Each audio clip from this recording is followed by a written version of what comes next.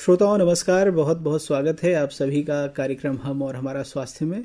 मैं हूं अशोक पांडे। श्रोताओं, आज इस कार्यक्रम में हम बात करेंगे नाक, कान और गला से संबंधित जो मौसमी बीमारियां हैं, जो आजकल की समसामयिक समस्याएं हैं, उनके बारे में। और क्या है वो बीमारी, किस तरह से हम उससे बचाव कर सकते हैं, कौन कौन से हमें ऐसे उपाय अपनाने की आवश्यकता है ताकि हम इन बीमारियों से बचे रहें। इस बारे में विस्तार से जानकारी देने के लिए हमारे साथ स्टूडियो में डॉक्टर विशंबर सिंह जी हैं। आप एसोसिएट प्रोफेसर हैं department of ENT IMS BHU में। विशंबर जी नमस्कार, बहुत बहुत स्वागत है हमारे स्टूडियो में और इस कार्यक्रम में। नमस्कार अशोक जी। विशंबर जी, सबसे पहला सवाल, जो आजकल का मौसम है ये आमतौर पर नाक, कान और गले तीनों के लिए ही कई बार बड़ा कष्टदायी हो जाता है। कई बार हमें बोलने में समस्या होती है, कई बार ऐसे जो मरीज हैं जिन्हें सांस लेने में उनकी नली अवरुद्ध हो जाती है, कई बार लोगों को सुनाई देने की भी समस्या होती है। तो इस मौसम का प्रभाव इस तरह का क्यों है हमारे शरीर पर? देखिए, ठंड का मौसम है और ठंड में टेम्परेचर तो नीचे आ ही जाता है, जो कि शरीर के तापमान से काफी नीचे तक भी जाता है अपने क्षेत्रों में। साथ ही साथ जो हवा है वह भी शुष्क हो जाती है, ड्राई हो जाती है। तो ये जब शुष्क हवा हमारे साइनसेस नाक के थ्रू एंटर करती है, तो नाक का जो पहला काम है इसमें से डस्ट पार्टिकल्स को सेपरेट करना, बैक्टीरियाज को सेपरेट करना और इन हवाओं की कंडीशनिंग करना बॉडी टेम्परेचर के बराबर। साथ ही साथ इस समय हम कम फ्लूइड्स भी लेते हैं। फ्लूइड्स यानी कि पानी या कोई भी तरल पदार्थ। तो तरल पदार्थ की आवश्यकता हमेशा कंडीशनिंग के लिए आवश्यक होती है, बॉडी टेम्परेचर पर मेंटेन करने के लिए। साइनस के अंदर उसका प्रयोग साइनसेस करते हैं, उसकी म्यूकोसा करती है और एक नॉर्मल टेम्परेचर पर हवा को लाने का प्रयास करती है। जब यह शुष्क हवा चलती है और हम तरल पदार्थ भी कम ले रहे होते हैं, तो साइनसेस उसको पूरी तरह से मेंटेन कई बार नहीं कर पाते और ठंडा एक मौसम, एक प्रभाव एक छोड़ करके जाता है। कभी कभी उस ड्राइनेस की वजह से नाक की अगर हड्डी आपकी टेढ़ी है तो कभी कभी उससे ब्लीडिंग होने लगती है, क्योंकि वो नाक की जो चमड़ी है वो तो पतली है और वहां पर यदि उसकी सफाई के दौरान या सर्दी जुकाम हो जाने के कारण यदि हम सफाई करने की कोशिश करते हैं, क्योंकि वहां की म्यूकोसा पतली होती है, ड्राई हो चुकी होती है, तो इसलिए वहां से ब्लीडिंग की संभावना, नाक से खून आने की संभावना बच्चों में भी और बुजुर्गों में भी बनी रहती है। बुजुर्गों में इसके साथ साथ इस समय ब्लड प्रेशर का फ्लक्चुएशन भी मिलता है मौसम की वजह से, और त्वचा भी शुष्क रहती है और उनकी त्वचा पतली भी होती है। तो हल्का सा भी यदि नाखून लग गया या ब्लड प्रेशर में चेंज आ गया या हवा ज्यादा ही ड्राई रही और सीधे उससे एक्सपोजर हुआ तो उससे भी दिक्कत आती है। साथ ही साथ जो नाक है वो कई बार कुछ जो अडल्ट हैं उनके अंदर ठंडे में ठीक से अगर कपड़ा नहीं पहना या एलर्जीज की उनकी पहले भी संभावनाएं रही हैं, तो उनको नाक का ब्लॉकेज हो सकता है। कई बार ये इन्फेक्टेड भी हो जाता है। इन्फेक्शन होने का कारण ये है कि तरह तरह के वायरसेस, तरह तरह के बैक्टीरियाज हमेशा ही एनवायरनमेंट में उनके म्यूटेशंस सक्रिय रहते हैं। अगर हमारी बॉडी की इम्यूनिटी ठीक है, हमारे नाक के अंदर जो हेयर सेल्स होती हैं जो कि बाहर निकालती हैं हमारे नाक के अंदर ये जो पार्टिकल शुरू में जो पोल्यूशन की वजह से या किसी भी वजह से आ रहे होते हैं, तो अगर हेयर सेल्स का मूवमेंट रिस्ट्रिक्ट हो जाता है तो वहां वो जम के रह जाते हैं। बैक्टीरियल ग्रोथ भी कई बार हो जाती है, वायरसेस भी कई बार सक्रिय हो जाते हैं। हमारी भोजन पानी की आदतें अगर ठीक नहीं है तो वो भी हो जाता है, या एलर्जीज भी हो सकती है। तो इनकी वजह से नाक बंद होना, यदि नाक बंद हो गई तो नाक के पीछे के हिस्से में कान की जो नली खुलती है वो भी कई बार जाम हो जाती है। बच्चों के केस में वहां एडिनॉइड्स होते हैं, तो एडिनॉइड्स जो होते हैं इस समय उनकी भी ग्रोथ हो जाती है, तो उसकी वजह से बच्चों में कई बार कान बंद हो जाएगा, बड़ों में भी कान बंद हो जाएगा, सुनाई देने की समस्या रहेगी, कई बार कान में दर्द भी हो सकता है। तो इन सब चीजों के लिए एक चिकित्सकीय सलाह लेनी चाहिए और समय रहते लेनी चाहिए, क्योंकि अगर हम इसको ठीक नहीं किए और कान की नली बंद रह गई, प्रेशर का डिफरेंस बढ़ गया, कभी कभी जो कान के अंदर सिक्रीशंस फिर जो इकट्ठा हो जाएंगे तो वो बाहर निकलने का रास्ता ढूंढेंगे, दर्द होगा, बाद में कई बार पर्दा भी फट जाता है। तो ये सारी सावधानियां रखते हुए अगर इस प्रकार से नाक से खून आ रहा है या कान में दर्द हो रहा है या ज्यादा सर्दी हो गई है, तो ऐसे में एक चिकित्सकीय सलाह जरूर लें और किसी ENT सर्जन के पास जाएं। आपने बताया कि किस तरह से मौसम हमारे नाक, कान और गले को या इसके स्वास्थ्य को प्रभावित कर सकता है। आपने बात की कि अगर ये नली बंद हो जाती है तो कई बार सुनाई देना बंद हो जाता है। तो अगर हम किसी की बात को सुन नहीं पा रहे हैं, क्योंकि हमारा ये एक सेंसरी ऑर्गन है, और अगर ये अपना काम ठीक से नहीं कर रहा है, तो उस परिस्थिति में किस तरह की समस्याएं हमें हो सकती हैं। और सुनाई न देना ये अपने आप में एक बड़ी विकट समस्या है। इसके बारे में हमारे श्रोताओं को क्या कहेंगे? देखिए, सुनाई न देने के कई प्रकार के कारण हैं। एक तो इन्फेक्शंस, जिस प्रकार से हम लोग बात कर रहे हैं, तो ये एक्यूट इन्फेक्शंस होते हैं। इन एक्यूट इन्फेक्शंस की वजह से लंबे समय में अगर कान के अंदर कोई मिडिल ईयर में बीमारी हो गई, कान के पर्दे में छेद हो गया, या अन्य कोई और कारण की वजह से अगर कान के सुनने के मैकेनिज्म में डिफेक्ट आया, तो वो कंडक्टिव हियरिंग लॉस, यानी कि जो बाहर से हवा के द्वारा जो आवाज जा रही है उसको कान के भीतर तक पहुंचा पाने में अक्षम होता है। उसके लिए हमें उसकी जांच और दवा, साथ साथ कभी कभी ऑपरेशन की आवश्यकता भी पड़ती है। ज्यादातर देखा गया है कि जो लोग छोटे छोटे घरों में रहते हैं, परिस्थितिवश जिनके परिवार छोटे हैं, छोटे कमरों में रहना पड़ता है,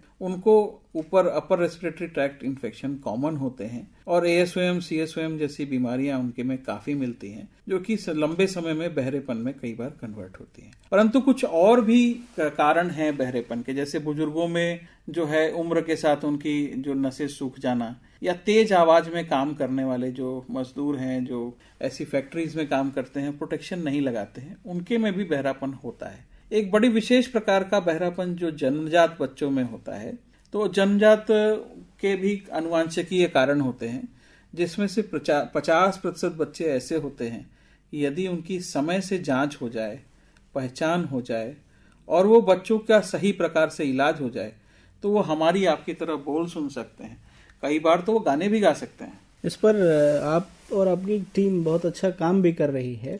तो आपके इस विषय पर अध्ययन के दौरान किस तरह के परिणाम सामने निकल के आ रहे हैं?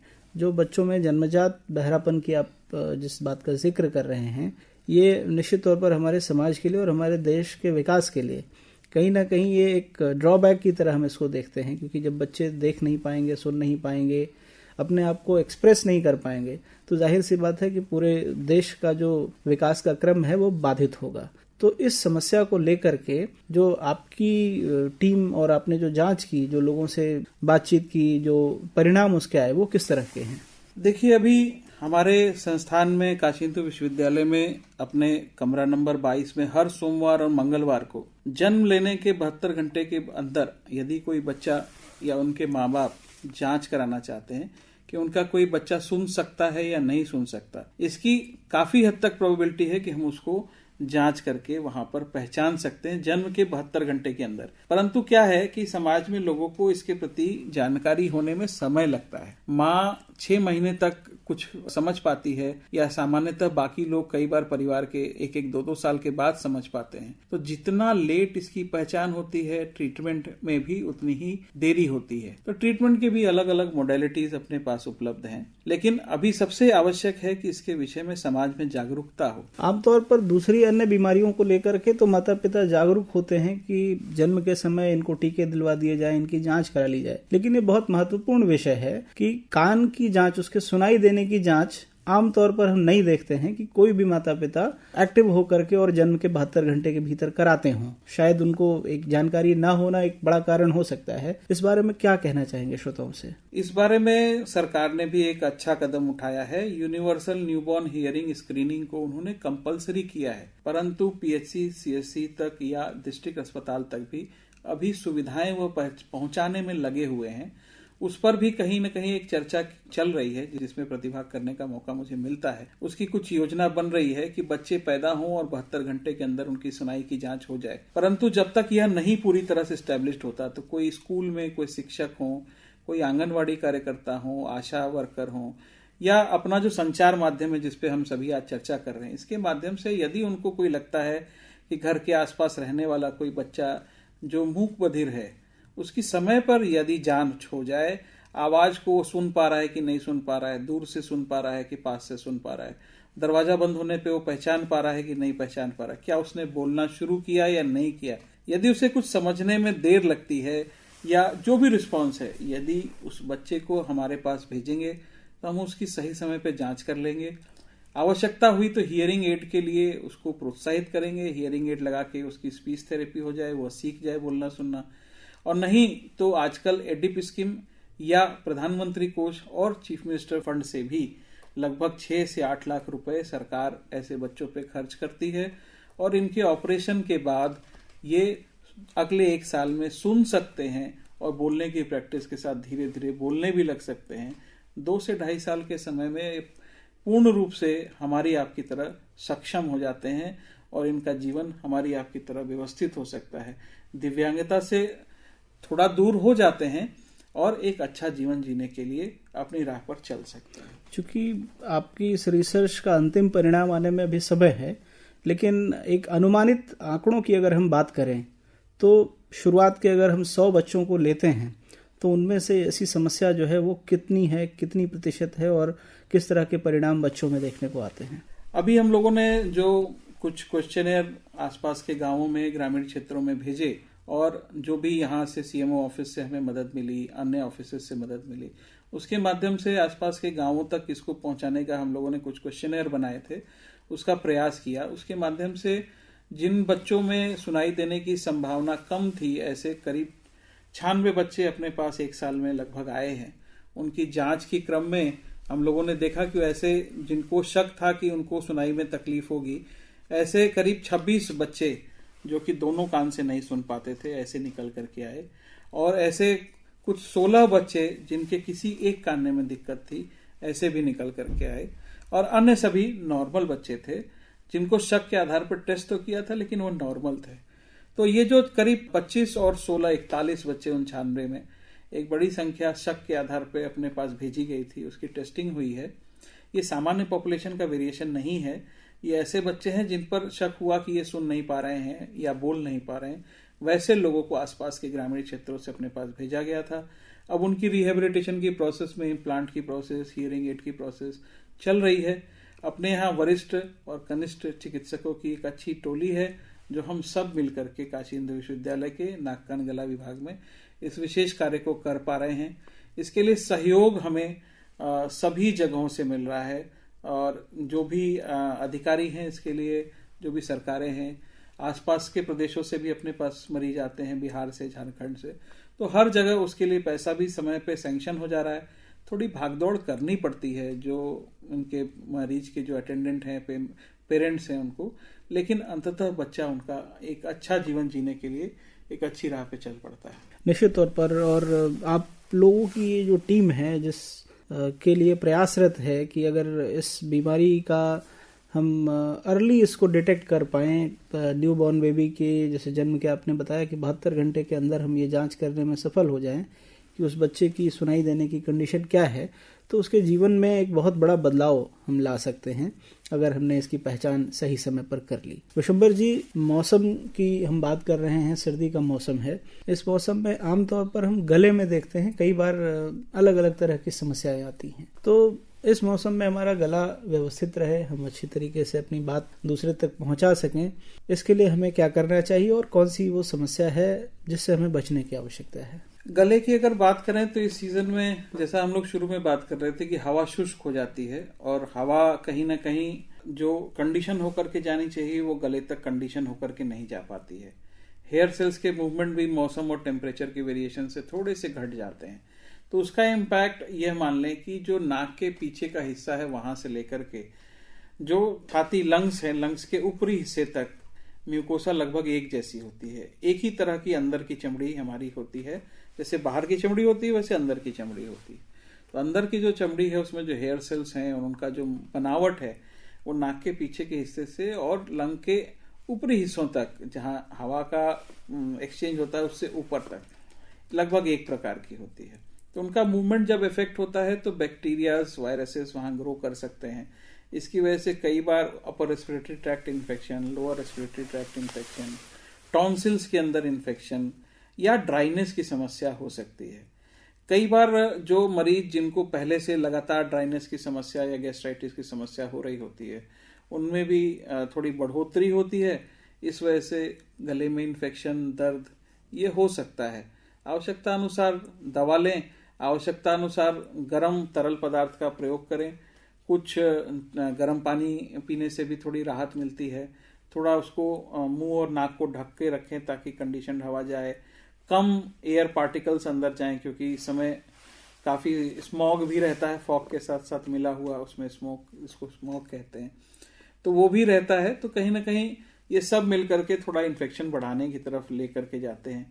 हमारे खाने पीने की प्रवृत्ति भी थोड़ी बदली हुई होती है और शरीर भी अंदर से उतना तैयार नहीं यदि है तो इन्फेक्शंस बढ़ते हैं। तो हमें अपने आप को इन्फेक्शन से बचाना है, अपनी एयर को ठीक कंडीशन में रखना है, एयर अंदर अच्छी जाए इसके बारे में ध्यान रखना है, और यदि हो सके तो प्रोटेक्टेड एनवायरनमेंट में थोड़ी सी योग या एक्सरसाइज करने से भी हमारा बॉडी टेम्परेचर, कंडीशनिंग या बाकी सिस्टम अच्छा बना रहता है। डॉक्टर साहब, वक्त हो रहा है कार्यक्रम को समाप्त करने का। तो हियरिंग लॉस की जिसकी हम चर्चा कर रहे थे, विशेष रूप से उसका जिक्र करना एक बार आवश्यक है।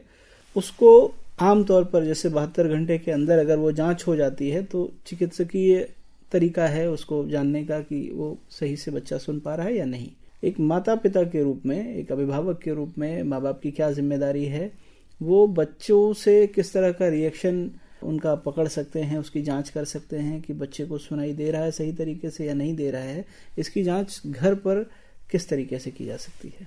शुरुआती समय में तो यदि बच्चा तेज आवाज पर सो रहा हो और ना जगे तो समझें कि बच्चा शायद सुन नहीं पा रहा है। इस तरह के कुछ रिफ्लेक्सेस हैं जिसको हम लोग तो अपने अस्पताल में एलिसिट कर पाते हैं, परंतु जोर से ताली बजाना, जोर से प्लेट पटकना या जोर से दरवाजा बंद करना, इससे यदि बच्चा उधर की तरफ नहीं देखता है या नहीं सुनता है, या यदि आप बोल रहे हो तो उसका कोई रिस्पॉन्स नहीं आता, उसके नाम को यदि बुला रहे हो वो कुछ बोल नहीं पाता, आप सामने से बोल रहे हैं और उस बात को वो रिपीट कर ले रहा है थोड़ी बड़ी उम्र होने पर, तो वो हो सकता है क्योंकि वो लिप रीडिंग आपकी देखेगा, मुंह लिप्स के मूवमेंट को देखेगा, तो कई बार वैसी आवाज निकल जाती है जैसे मामा, पापा, बाबा, इस तरह की आवाज उसके मुख से निकल सकती है, परंतु वो सुन पा रहा है ऐसा नहीं होता कई बार। दूसरा, यह जानना चाहिए कि बच्चा पैदा होने के बाद तुरंत रोया या नहीं रोया, कहीं एनआईसीयू, आईसीयू में उसका एडमिशन तो नहीं हुआ, और या जॉन्डिस तो नहीं हुई, या माँ को कोई ऐसे इन्फेक्शंस गर्भ के दौरान तो नहीं रहे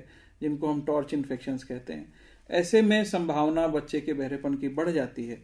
लेकिन इनके अलावा भी करीब 50% बच्चे और हैं जो पैदा होते हैं इस प्रकार की स्थितियों में, जिनमें जेनेटिक लॉसेस होते हैं, और उनको कॉक्लियर इम्प्लांट, हियरिंग एड की मदद से ठीक किया जा सकता है। डॉक्टर साहब, आप समय निकाल करके हमारे कार्यक्रम में आए, हमारे श्रोताओं को अपने नाक, कान और गले से संबंधित जो समस्याएं हैं उनसे किस तरह से बचना है, उनसे हम कैसे अपना बचाव कर सकते हैं, इस बारे में जानकारी दी। और सबसे महत्वपूर्ण जानकारी, जो न्यू बॉर्न बेबीज हैं, जो जिनका जन्म हुआ है अभी अभी बच्चों का, उनमें बहरेपन की पहचान कैसे की जा सकती है, कैसे हम उसकी जांच करा करके और आने वाले उस बच्चे के भविष्य को और बेहतर कर सकते हैं, इस बारे में जो जानकारी आपने दी है निश्चित तौर पर बहुत सराहनीय है और श्रोताओं के बहुत काम आएगी। और हम उम्मीद करते हैं कि इस क्षेत्र में आपके द्वारा और आपकी टीम के द्वारा जो काम किया जा रहा है उसके सकारात्मक परिणाम हमारे सामने होंगे, और हम इस बड़ी समस्या को, जो इस विकराल समस्या है जिससे हमारा समाज काफ़ी हद तक प्रभावित होने वाला है, उसको जल्द पहचान करके और उससे हम काफ़ी हद तक अपने आप को बचा पाएंगे, तो एक बड़ी उपलब्धि होगी। आपने समय दिया, आपको बहुत बहुत धन्यवाद। धन्यवाद अशोक जी।